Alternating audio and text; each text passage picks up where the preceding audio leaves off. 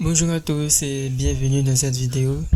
Aujourd'hui nous allons continuer notre tutoriel sur le script que on devrait faire au niveau de la liste des tâches. On va afficher déjà la liste des tâches qui existent et on aura un identifiant, un titre, un état et les différentes actions. Là j'ai fait des erreurs. J'ai oublié dans le titre de rajouter l'ID. C'est pour ça que vous voyez le titre, il y a un numéro, la description, il y a le titre et l'état, il y a le titre. Donc je vais corriger ça rapidement au niveau de la vue index. Donc au niveau de la vue index, je vais simplement rajouter un ID. Je rajoute l'ID, j'actualise, voilà. Donc tout est correct. Mais on va devoir rajouter aussi un bouton pour cocher, pour dire que l'action, la tâche a été faite. Mais là, dans cette vidéo, nous allons voir comment afficher la liste des tâches. Vous voyez que lorsque je vais ajouter une nouvelle tâche, là je vais mettre nouvelle tâche et je vais donner une petite description. Quand je vais enregistrer, vous voyez que c'est toujours la même tâche que là, c'est parce qu'on n'a pas encore affiché de façon dynamique la liste des tâches. Donc pour afficher de façon dynamique la liste des tâches, sur la vue index, c'est l'objet de cette vidéo. Donc je vais retourner dans le contrôleur, task controller, on va rechercher la fonction index, voilà. Donc au niveau de la fonction index, je vais déclarer une variable task en majuscule. Et je vais dire que c'est égal à new, non, ça c'est égal à task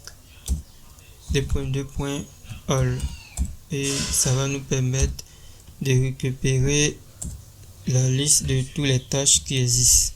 Maintenant au niveau de la vue, on va injecter la liste de toutes les tâches au niveau de notre vue. Donc pour cela, je vais utiliser la fonction compact et on va mettre simplement task, le nom de la variable task sans le signe $. Voilà, et au niveau de index, nous allons simplement ajouter une variable for each, donc arrobase for each, voilà, task, et puis ici on va afficher juste la task au singulier. Voilà, donc je vais mettre la fin juste ici. Voilà, donc ça sera une boucle for each et puis je vais reformater tout ça. Voilà, donc ici on aura l'identifiant. Voilà, donc je fais de la task et le signe supérieur suivi de l'ID. Voilà, donc ce que je peux faire, je vais simplement copier cette instruction là et on va remplacer ID par title et ensuite on aura la description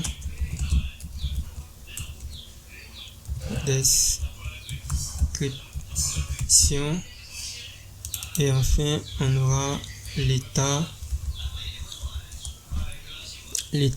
comment est-ce qu'on avait nommé, ok, on avait nommé completed. Donc ici c'est completed. Donc voilà, là je vais actualiser.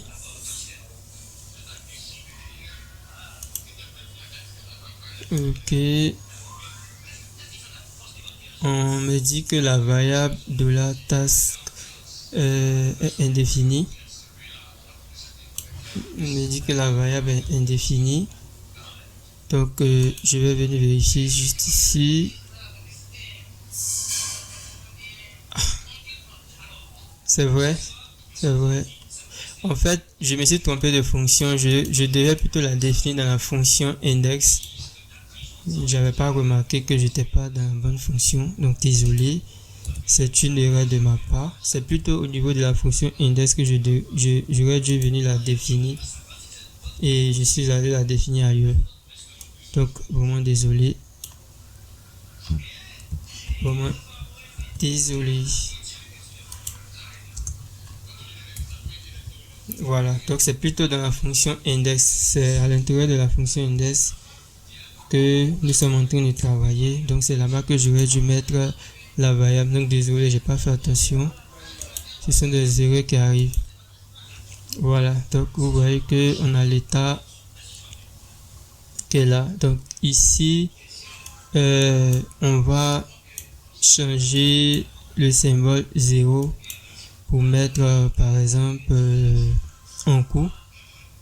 Voilà, en cours pour terminer. Donc c'est mieux qu'on renseigne ça dans une variable binaire. Donc, et puis pour aller très vite, on va profiter aussi pour vous montrer un peu comment demander à une intelligence artificielle de transformer ça. Donc je peux lui dire s'il te plaît, transforme ce rendu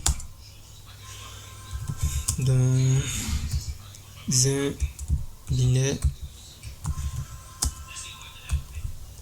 pour afficher un cours lorsque ça doit retourner 0 et terminer lorsque ça retourne vrai. Ok. Voilà, c'est une vue Laravel. Bon, là j'ai pas vraiment été clair. Ok, donc il a compris, Dieu merci. C'est le plus important.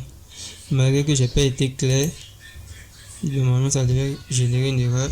Ok, voilà. Donc là, si la tâche est terminée, il va retenir terminé. Sinon, il va retourner en cours. Maintenant, on va actualiser. Vous voyez que ça marque en cours. Voilà. Nous allons essayer de travailler un peu plus sur le bouton terminer la tâche.